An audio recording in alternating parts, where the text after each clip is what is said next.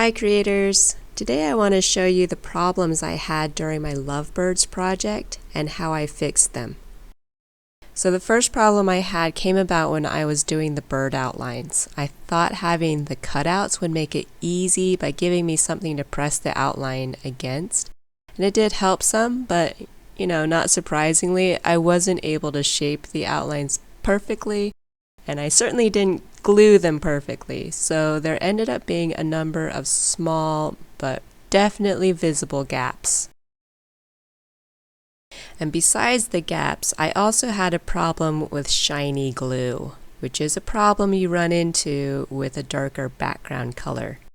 I should have anticipated this because of my tropical letter E, but with that project there was a lot more going on with the leaves and the flowers, so the shiny glue wasn't so obvious. But these silhouetted birds are nothing but black. Problem number 3 was smeared glue. After placing the wing line, I decided it was a bit too long, so I snipped some off and wiped at the glue the best I could. And it looked fine at first, but once it dried, it showed up way more than I expected, and it just looked bad. And again, this is an issue when working on a dark background. To avoid this problem in the first place, I should have noticed it was too long when I was testing it out. The second thing I should have done is just leave it. If I tested it out and thought it was fine, then it probably was. So, lesson learned, on a dark background, it's best not to mess around with a piece after gluing it down. So it's funny, I filmed this close-up when I thought I was done with the project and was trying to show the wing lines, and instead it just showed off all the gaps and glue problems, and I couldn't handle it. There are always imperfections with a project, and I'm not a magician with hiding my glue, and I'm usually okay with that. But these issues with the birds were too glaring for me. Where were my clean, sleek, all black silhouettes? Not here. I only had some doo-doo silhouettes, which meant I had to try and fix them.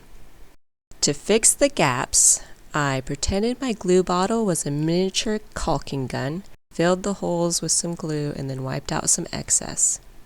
But the glue dries clear, so to block the light from coming through, I first tried a permanent marker. But that was a fail. The blacks didn't match at all, and it was also very shiny and obvious.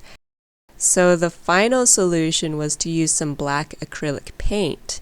And what worked best for me was to use a dry brush technique, where I got some paint, and then I dabbed at my plate until just a little was left on my brush, and then used that to paint the glue.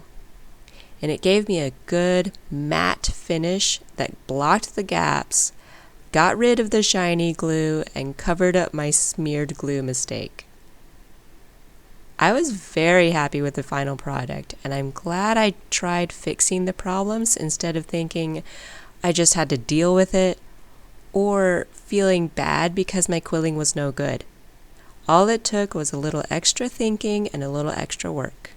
Thank you guys so much for watching. I hope this has been helpful. I'll see you next time.